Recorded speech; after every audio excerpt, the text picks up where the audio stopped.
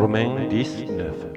Si tu confesses de ta bouche que Jésus est Seigneur, et si tu crois dans ton cœur que Dieu l'a ressuscité des morts, tu seras sauvé.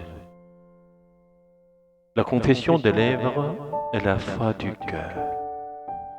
On pourrait penser que la première, c'est-à-dire la confession des lèvres, concerne une foi extérieure, tandis que la seconde, la foi du cœur, représente une foi intérieure.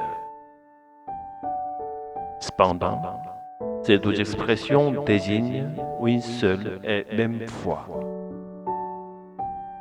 Malgré tout, cette distinction est utile, car nous sommes des êtres humains avec un cœur enfermé dans une chair fragile. Les chrétiens vivent constamment dans une tension entre une vie guidée par l'Esprit Saint et une vie dirigée par la chair.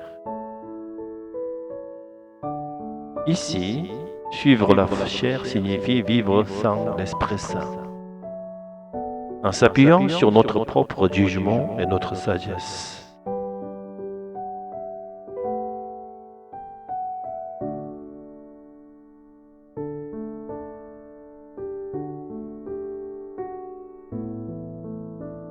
Lorsque nous confessons dans nos lèvres que Jésus est Seigneur et Dieu, nous quittons la sagesse du monde pour entrer sous l'influence de l'Esprit Saint. L'Esprit Saint est venu habiter en nous parce que Jésus, qui est Dieu, est venu dans la chair. Il a porté la mort que nous méritions. Il est ressuscité dans son corps et il communique encore avec nous, être de chair par l'Esprit. Jésus n'est pas seulement une réalité spirituelle, il est aussi une réalité incarnée, comme nous.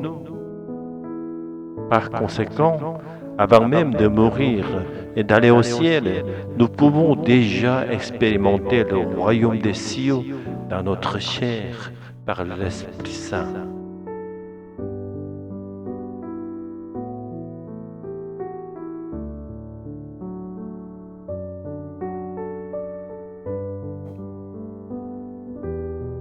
Notre tâche n'est pas de bâtir une utopie par notre propre sagesse, mais de vivre pleinement, par la grâce de l'Esprit Saint, dans le royaume de Dieu déjà inauguré par Jésus.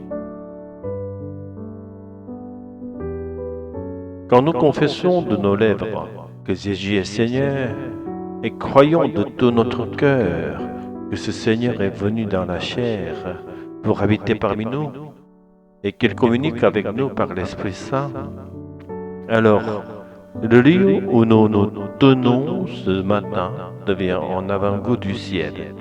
Alléluia. Amen.